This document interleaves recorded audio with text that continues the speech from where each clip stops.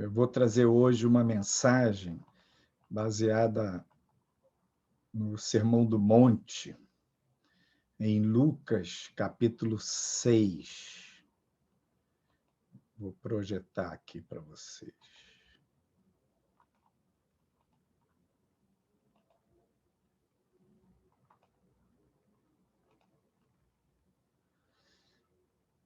A mensagem é: espelho, viva e deixe viver.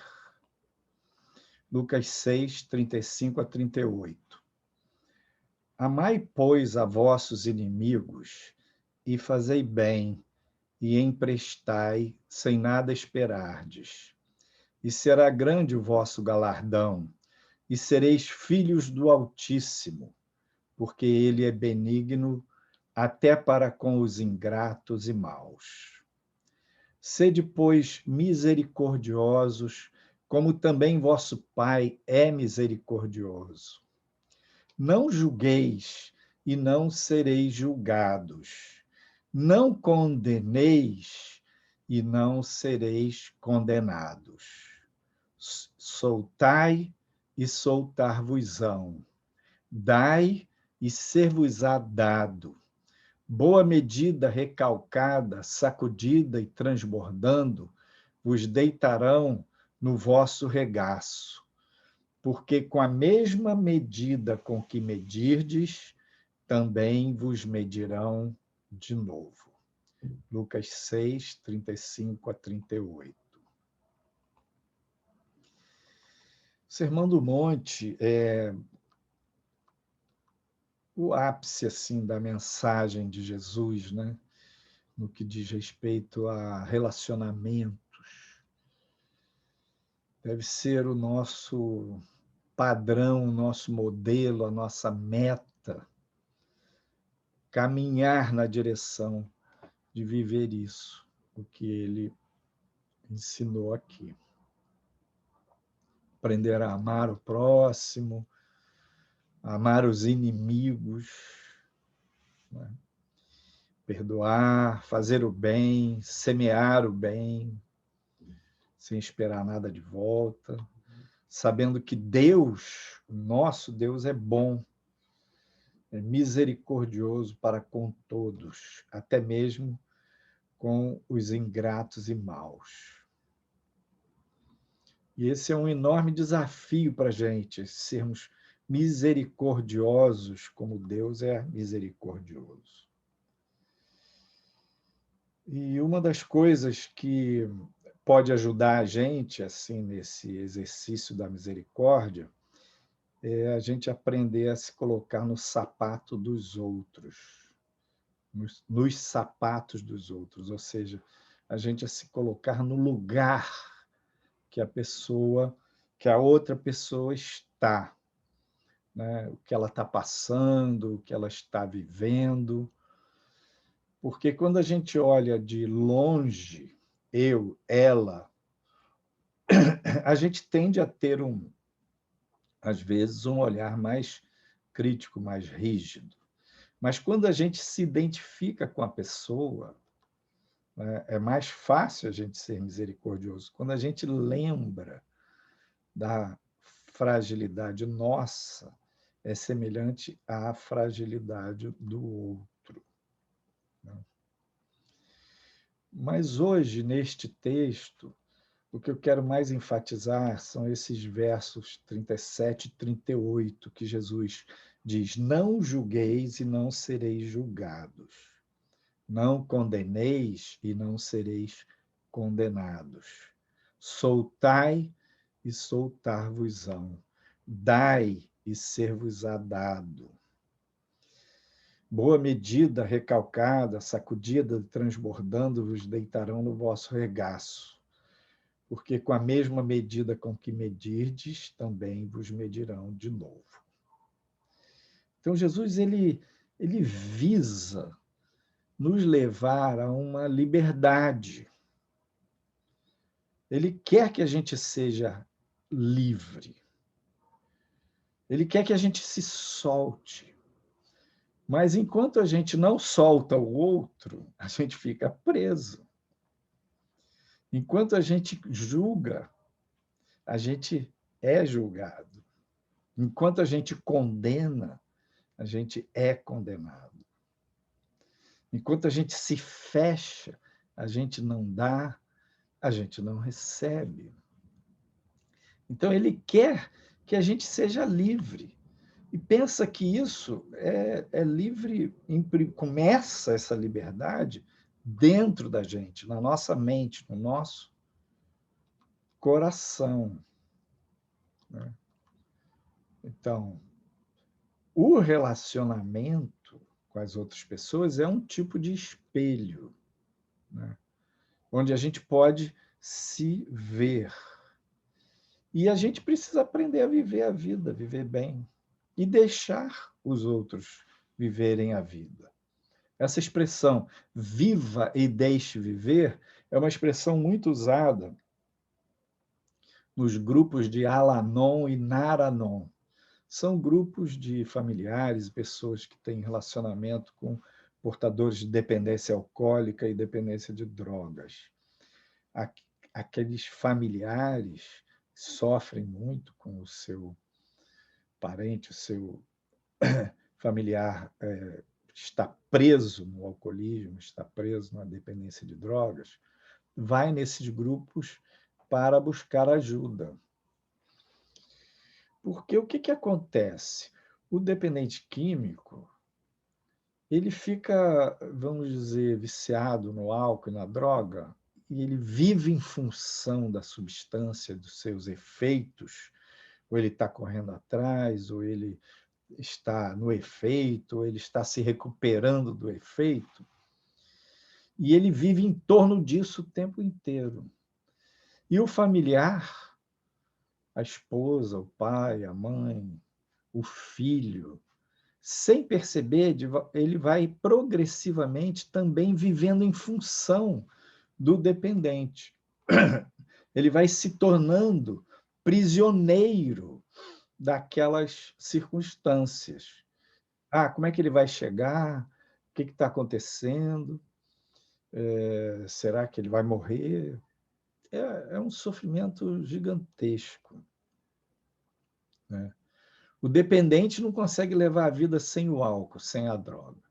E o parente, o familiar, o codependente, não consegue viver a própria vida dele. Ele vive preso naquele enrosco do sofrimento do seu familiar e do seu próprio sofrimento.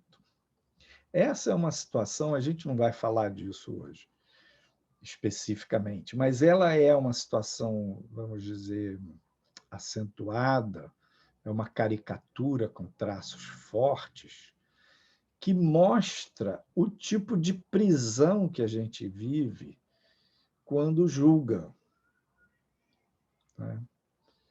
Que é uma situação também de sofrimento, também de prisão. Quando você vive reparando a vida alheia, criticando, julgando, condenando, você vive se sentindo reparado pelos outros e vive se sentindo julgado, criticado e condenado. Então, é uma prisão que o dependente químico precisa se livrar do álcool, o parente e o familiar precisa se livrar dessa prisão da codependência, aprender a viver a própria vida e deixar o outro viver a dele. Não é ligar o dane-se, apertar o botão "tô nem aí" e rezar na cartilha da indiferença. Não é isso. O que Jesus ensinou não era você viver alienado. Não preste atenção em nada, nem em ninguém, nem em comportamento nenhum, siga a sua vida. Não é isso. Nosso relacionamento ele tem duas vertentes, uma horizontal, que é a nossa relação com a gente mesmo e com os outros. Essa é a mais forte, porque desde que nascemos, nos relacionamos com pai, mãe, com irmãos, com amigos, parentes. Então, essa vertente horizontal ela é muito poderosa. E tem uma vertente vertical, que é nosso relacionamento com a vida, com a existência, com Deus, né? E que para nós cristãos é muito importante também. Porém, a gente tende psicologicamente, emocionalmente, a ficar muito mais ligado nessa parte, nessa vertente horizontal, porque nós temos a percepção de Deus é muito reduzida, o homem está afastado de Deus, e a nossa percepção do mundo que nos cerca é mais intensa.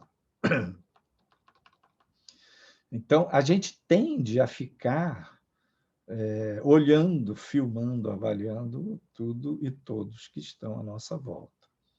E nesse processo de olhar, avaliar, a gente tende ao mau hábito, ao pecado de julgar, de condenar, de pensar mal, de falar mal, de criticar negativamente as outras pessoas.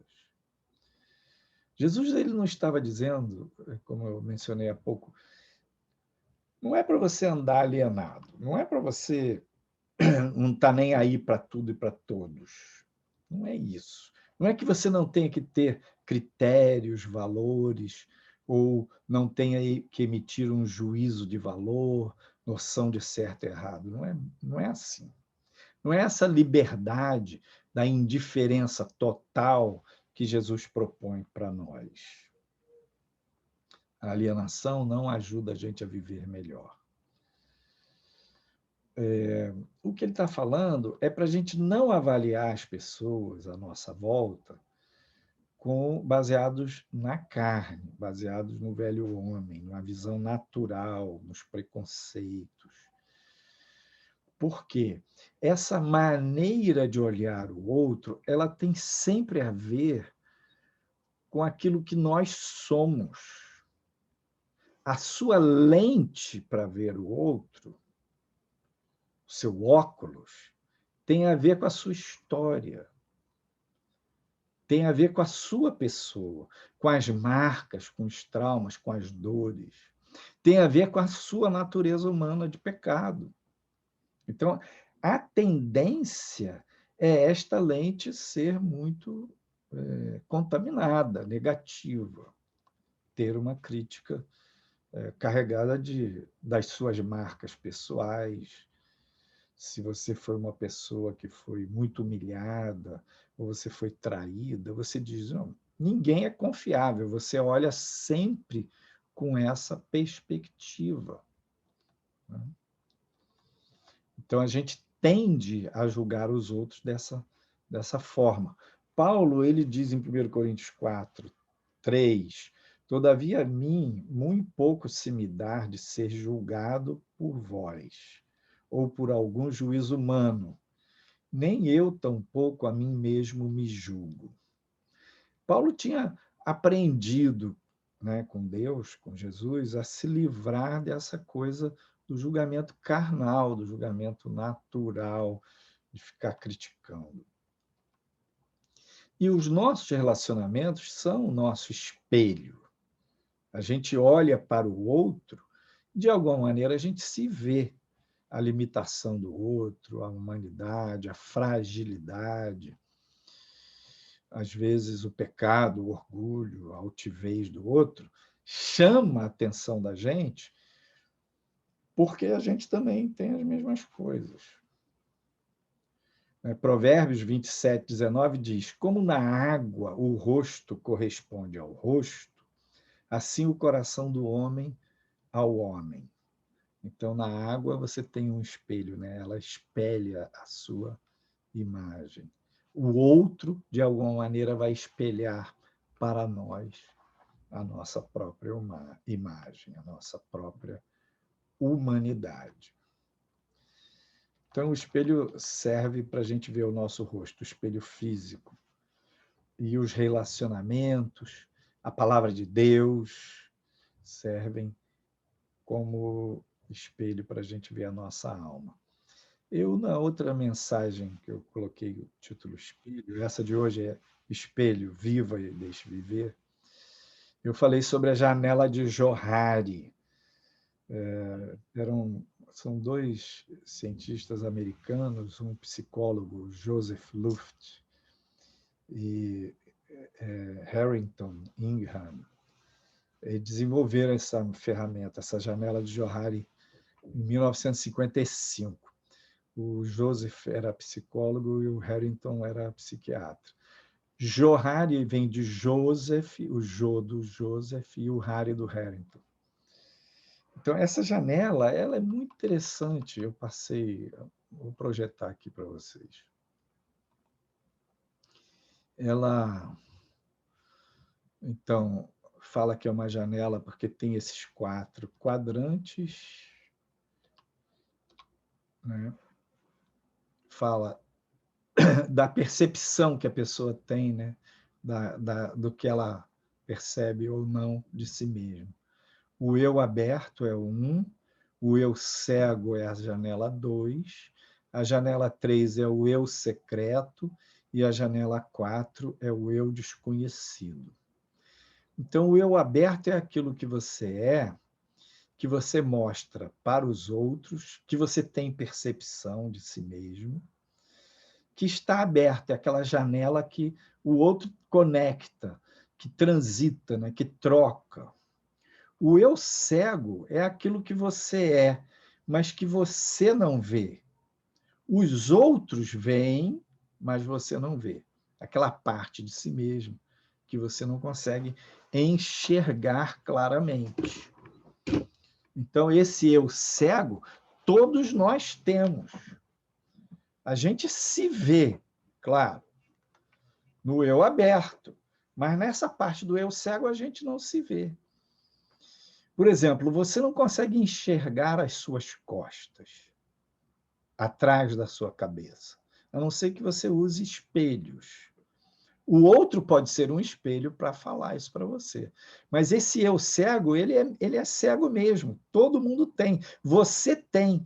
Você vê, às vezes, no outro a cegueira dele. Tipo assim, o cara não se enxerga. Ele é de um jeito, alguém tenta dizer para ele que ele funciona daquela maneira, e ele diz, eu não, de jeito nenhum. E você, de fora, percebe que ele funciona assim, daquele modo, que ele é daquele jeito, mas ele não está se enxergando. Ou seja, você está detectando o eu cego dele. Mas pense, você também tem o eu cego. O eu secreto, terceira janela, é aquela parte da sua pessoa que diz respeito à sua intimidade, à sua privacidade, o seu interior, seus sentimentos mais profundos, mais pessoais, seus segredos. O eu secreto, ele fala dos segredos, ele fala dos pecados escondidos, que você sabe, mas que você não conta para ninguém, das suas vergonhas. O eu secreto fala da sua nudez, que é aquela parte da sua pessoa que você mantém escondido, mantém oculto, que os outros não veem. Você vê, mas os outros não veem. E o eu desconhecido é a 4ª janela, essa amarela, é aquela parte do seu coração, do seu inconsciente, que você não vê e nem os outros não veem. Então, essa parte da base aqui, que a janela em vermelho e a janela em amarelo, os outros não conhecem, porque o eu secreto você esconde e o eu desconhecido as pessoas não veem, que tem a ver com sua história, seu passado. Essa parte azul e verde é a parte que os outros veem, que é o seu eu aberto, o 1, e o seu eu cego. Os outros veem o seu eu cego, você não vê. Na coluna azul e vermelho, é o seu eu conhecido, porque você vê o seu eu aberto e o seu eu secreto. E na coluna verde e amarelo, é o seu eu desconhecido, que é aquela área do seu eu que você não conhece. Uma parte, o eu cego, os outros conhecem, mas você não. E o amarelo ninguém conhece, nem você, nem os outros. Então, essa coluna aqui, verde e amarelo, é a coluna que expressa o tanto de você que você não enxerga, o tanto de você que você não conhece. Você está vendido de verde e amarelo, entendeu? Você acha que sabe tudo de si mesmo. A gente pensa que se conhece, mas tem um pedaço que não é pequeno de nós mesmos que a gente não conhece. E quando você julga os outros, invariavelmente esse pedaço de você mesmo que você não conhece, o eu cego e o eu desconhecido, estão juntos ali. Invariavelmente, o eu secreto também está. Você conhece o seu eu secreto, mas aquilo que você faz escondido, que você leva, como você funciona dentro de você, que você não mostra aos outros, quando você julga o outro, conteúdos também do eu secreto estão ali.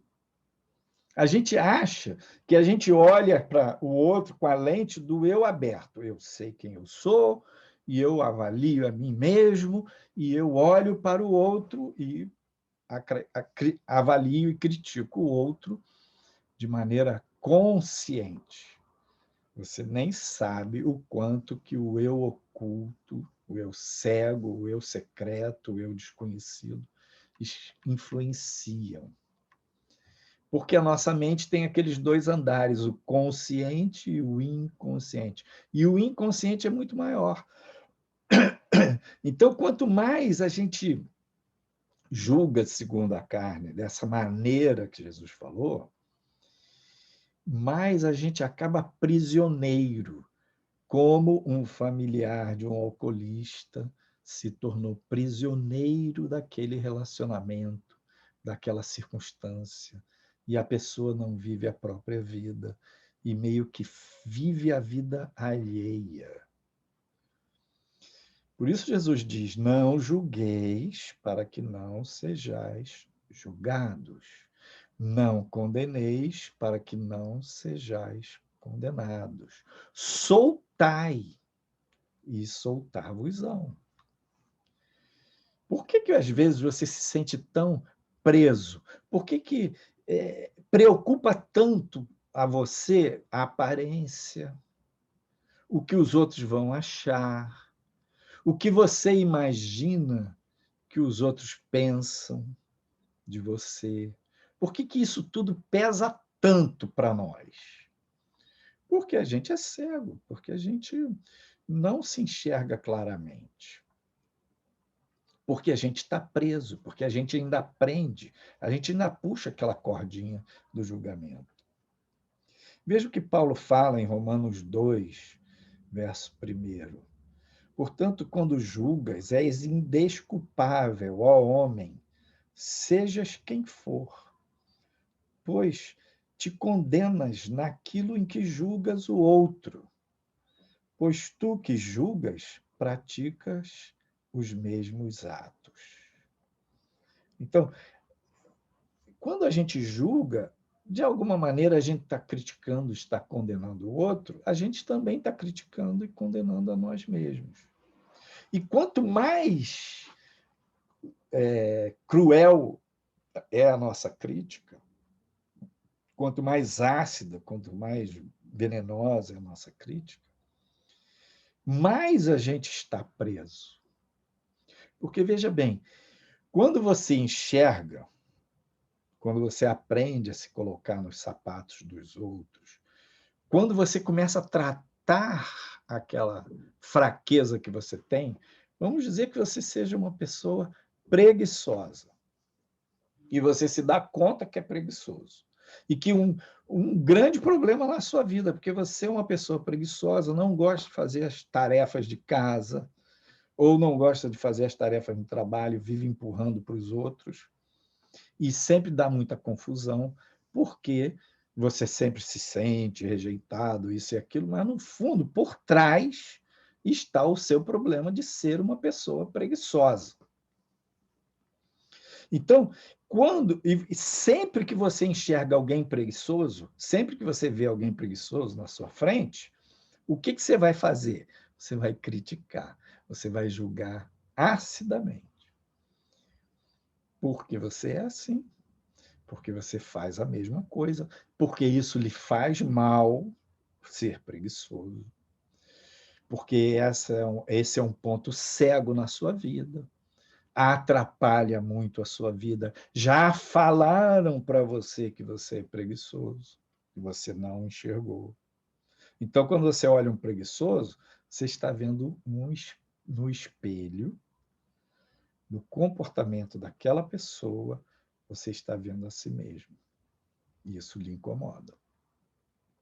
Mas você não sabe como lidar com isso. Isso lhe incomoda, mas você acha que esse incômodo é só por causa do problema do outro. Não, lhe incomoda muito por causa do problema do outro e do seu problema de também ser preguiçoso. Portanto, quando julgas, diz Paulo, és indesculpável. Você não tem desculpa, ó homem. Seja quem você for, pois você condena a si mesmo naquilo que julga, pois tu que julgas praticas os mesmos atos.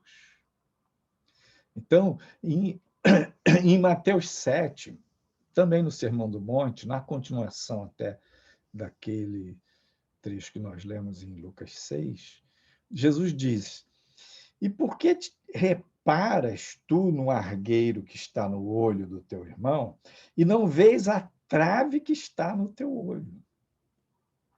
Ou como dirás a teu irmão: deixa-me tirar o argueiro do teu olho, estando uma trave no teu próprio olho? Hipócrita! Tira primeiro a trave do teu olho, então cuidarás em tirar o argueiro do olho do teu irmão. Então a gente tende muito para isso e não vê. Por quê? Aquela coluna verde e amarela, tipo, meus pontos cegos e meus pontos desconhecidos. Você não percebe esse universo, essa dimensão gigante de você mesmo. E a gente só aprende, só cresce, só muda quando a gente aprende a enxergar. Como os meus pontos cegos eu não enxergo, o espelho que eu vou enxergar é o outro, é a fala do meu irmão. O marido diz uma coisa para a esposa e ela diz: não tem nada a ver. A esposa diz algo para o marido e o marido diz: não tem nada a ver. Ela é crítica demais. Ele fica se defendendo. Então, esse espelho da fala, ele é um espelho muito poderoso. Esse espelho da palavra de Deus é um espelho preciso. Sob a luz do Senhor, você vai ver. E aí, vendo, eu sou preguiçoso. Você aí vai batalhar para mudar esse seu comportamento que atrapalha tanto a sua vida.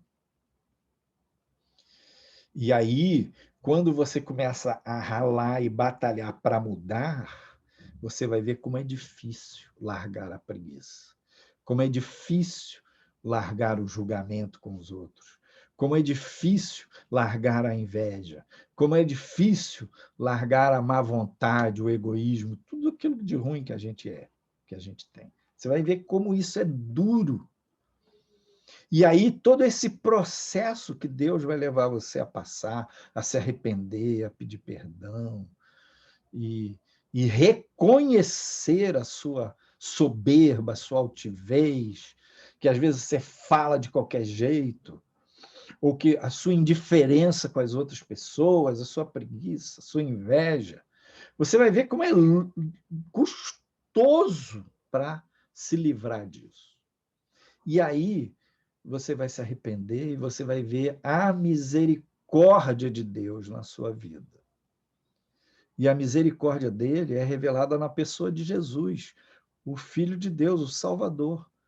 Porque ele, homem santo, justo, perfeito, quis morrer para perdoar você e eu, para nos livrar das nossas culpas, dos nossos pecados.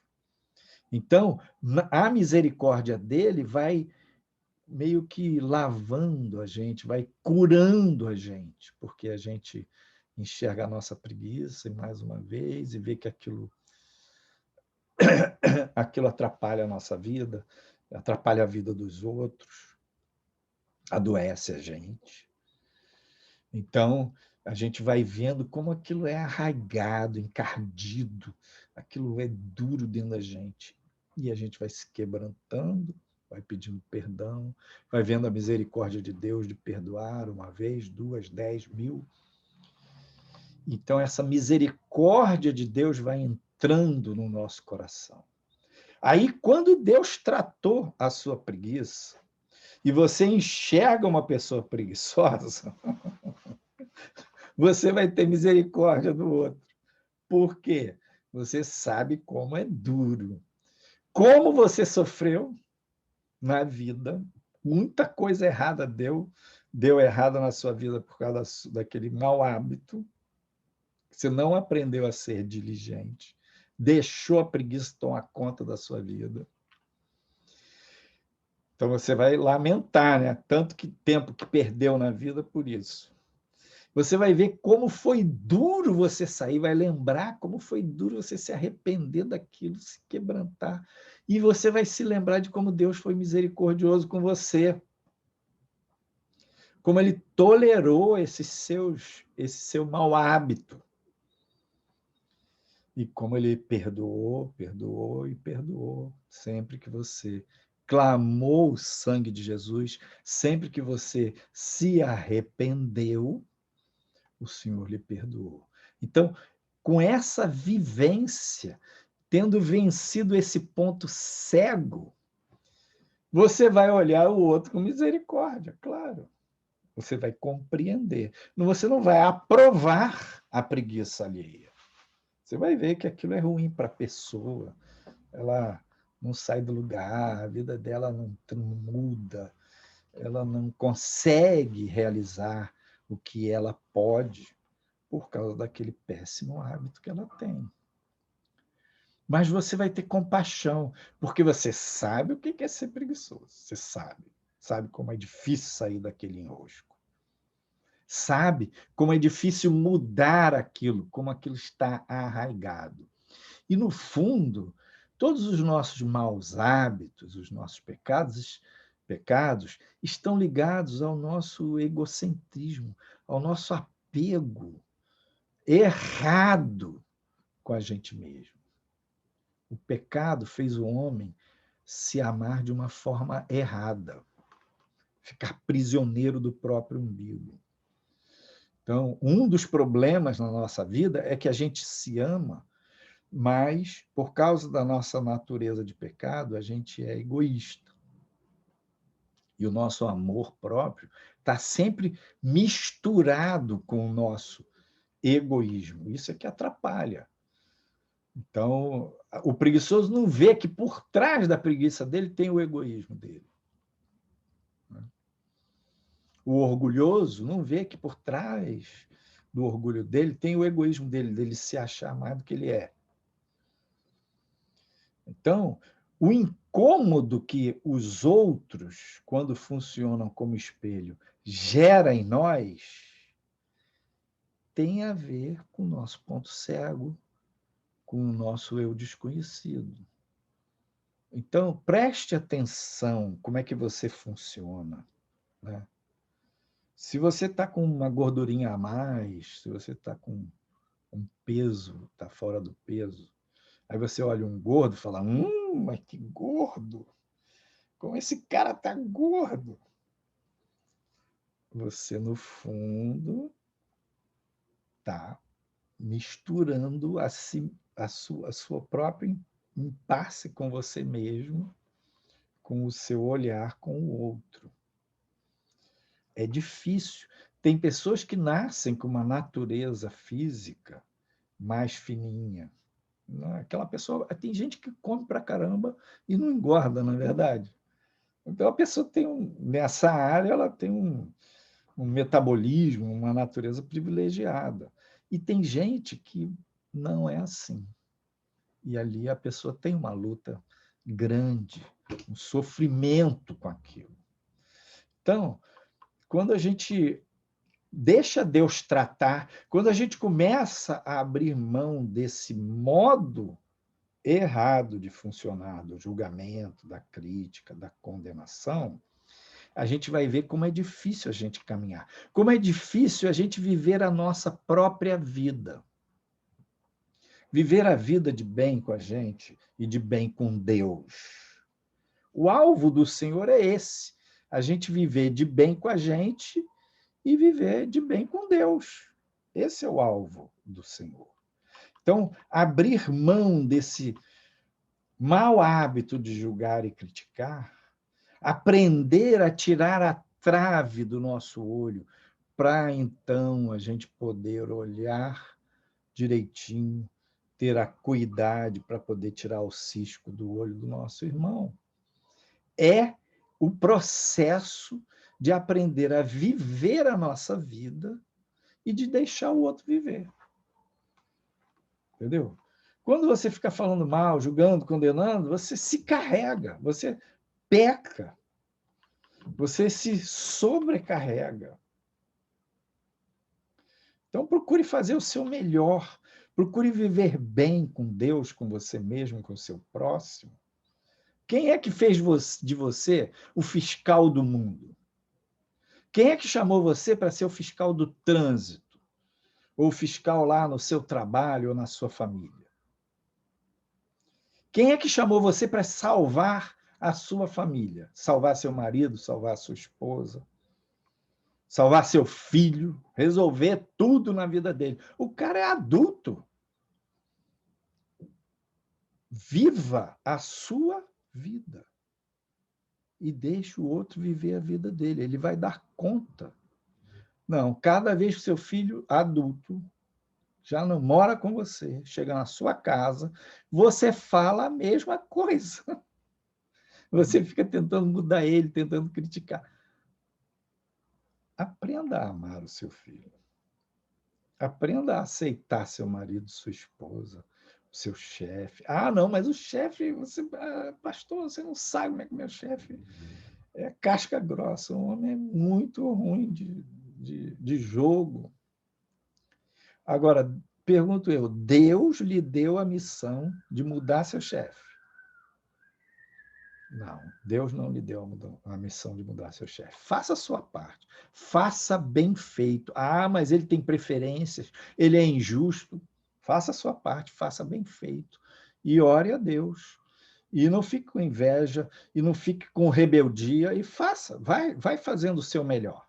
Daqui a pouquinho o seu chefe vai reconhecer. E digo, se ele não reconhecer, problema dele. Você não vive em função do outro. Então, quando você para de julgar, você vai parar de se deixar aprisionar pelo outro, pelo jeito de ser do outro. Você vai aprender a seguir em frente, a viver a sua vida. Então, Deus vai te dar o livramento. Tem uma série de incômodos que você vive a vida, na sua vida, porque tem a ver com esse negócio de você estar ligado no outro, julgando o outro, tomando conta, criticando, condenando, e você não vê que aquilo ali é a sua prisão. Jesus diz, não julguei, não serás julgados. Soltai, soltar-vos-ão, soltar-vos-eis. Então, fazer uma proposta para você, não sei se vai ser possível. Marcar um dia de jejum nesta semana, em que você vai fazer um jejum, vai deixar de se alimentar, pelo menos na parte da manhã, você não vai tomar o seu café da manhã e só vai almoçar. E neste dia você vai orar. Esse tempo que você estaria lá tomando café, preparando café, você vai dedicar à oração. E você vai falar, Senhor, eu quero soltar, eu quero largar. E neste dia, só neste dia, você vai botar uma pulseira vai amarrar um barbante, vai colocar uma pulseira no seu braço direito, uma pulseirinha, qualquer coisa. Você vai botar ali no braço direito. E toda vez que você olhar, você vai lembrar daquele seu jejum. Toda vez que você vai olhar, você vai lembrar que você está se propondo não julgar, não criticar, não condenar. Então, se você está pensando já uma coisa muito chata, muito negativa de alguém, e você olhou aquela pulseirinha vermelhinha de tricô que você fez, você vai lembrar: epa, eu estou no meu dia de jejum de crítica. Eu estou no meu dia de jejum de não julgar, de não condenar. Olha, você vai ver como é difícil passar um dia sem julgar, sem condenar. 24 horas.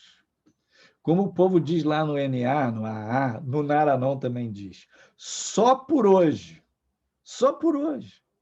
Desista de julgar. Desista de condenar. Só por hoje. Que o Senhor abençoe a sua vida nesse enorme desafio de viver e de deixar viver. Que o Senhor te dê a paz. Amém.